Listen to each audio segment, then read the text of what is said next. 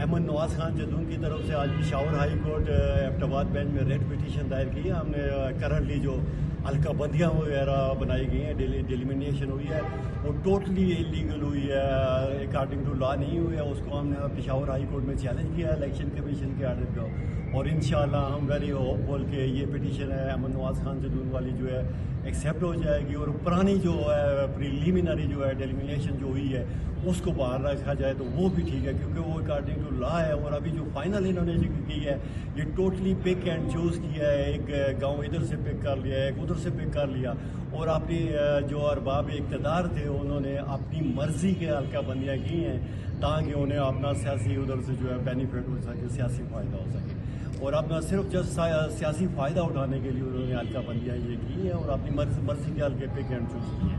تو انشاءاللہ ہماری ریٹ جو ہے ایکسیپٹ ہو جائے گی. آج ہم نے دائر کر دی ہے تو 19 میں انشاءاللہ لگ جائے گی. Thank you G.